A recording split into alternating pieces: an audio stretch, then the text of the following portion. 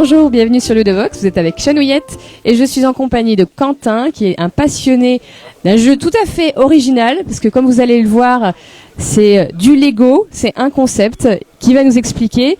Lui, c'était juste un passionné qui a participé à la traduction du jeu en français. Est-ce que tu peux nous présenter le concept ?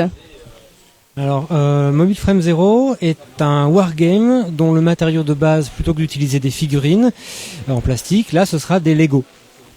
Donc le but est de se composer une équipe de robots géants à partir de Lego et donc de jouer avec. L'idée, c'est de récupérer les Lego qu'on a chez soi. Donc il n'y a pas de boîte à aller acheter ou quoi. Vous récupérez les Lego que vous avez peut-être par centaines ou milliers chez vous et vous récupérez le fichier avec les règles sur Internet. Est-ce que tu peux nous donner le lien pour aller télécharger ces règles ? Oui, c'est mobileframezero.com. Ok, et toi donc tu es tombé dans le jeu comment ? J'ai découvert le Kickstarter par hasard il y a 3 ans. J'ai vu la campagne se financer toute seule et très rapidement. Et puis plus tard, une fois que les règles étaient finies et disponibles sur Internet, je les ai téléchargées, j'ai testé et je suis tombé dedans. Alors un petit mot sur ce Kickstarter justement, du coup comment ça s'est passé ? C'est aux États-Unis, donc un auteur a voulu faire un livret de règles avec c'est l'auteur du jeu qui a fait un Kickstarter là-bas qui a très bien marché.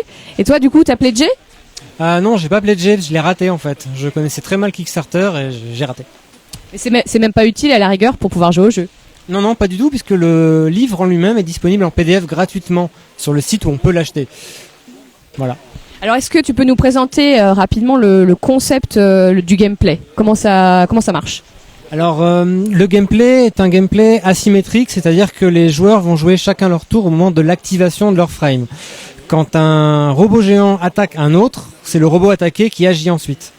Du coup, comme on peut jouer jusqu'à 5 joueurs en même temps, en simultané, donc 5 camps, chacun pour soi, ça va très vite et chacun bouge dans tous les sens. Du coup, quand on s'attaque, tu nous expliquais tout à l'heure qu'on va pouvoir déclipser les parties de son robot au fur et à mesure des dégâts. Comment ça se passe cette partie-là ? Quand on constitue son équipe de robots, on a à sa disposition jusqu'à 4 équipements pour son robot. Et dès qu'on prend un dégât, on le perd. Donc on va démonter son robot, ou pas, à mesure qu'il prend des dégâts. Et c'est pareil pour les décors. Oui. Le décor aussi va se désagréger au fur et à mesure de la mission ? Oui, c'est ça. Un frame peut très bien décider d'attaquer un autre, mais peut aussi, si celui-ci est à couvert, affecter le décor qui est devant. Donc le décor va exploser, perdre des briques, à mesure que les dégâts sont encaissés. D'accord. Tout à l'heure, tu nous disais qu'on peut aller regarder. Donc la communauté est très active. On peut récupérer des sortes de missions, des nouvelles idées pour jouer. Oui, la communauté du jeu est très très active sur le forum, si bien qu'ils sont obligés de bloquer et de faire des inscriptions limitées. Mais toute la communauté participe et met en ligne des notices de montage, que ce soit de frames, de décors, de stations, donc les objectifs à capturer. Et voilà. Et les pièces pour les obtenir. Oui, parce que du coup, comment on sait où aller chercher les Lego pour faire exactement ce genre de robots ? Sur le forum. Ils sont même en train de faire des compilations en PDF pour tous les récupérer d'un coup. Voilà.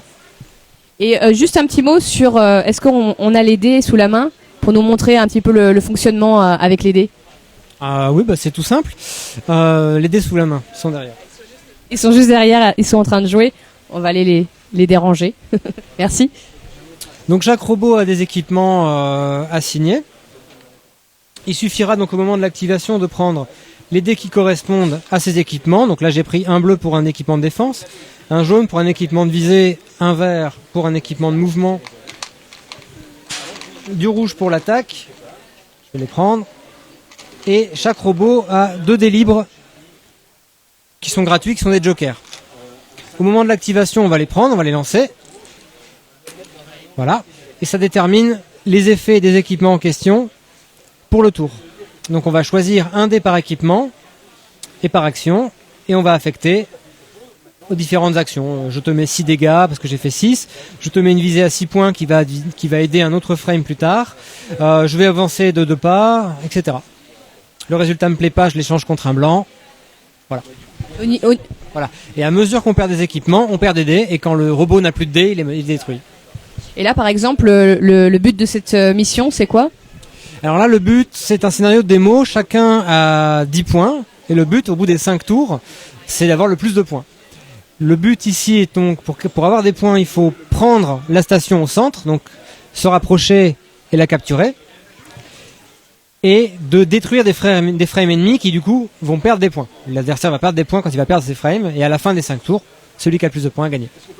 Ok, bah écoute, merci beaucoup Quentin pour cette explication. N'hésitez pas du coup à vous rendre sur le site pour en savoir plus sur ce jeu de Lego.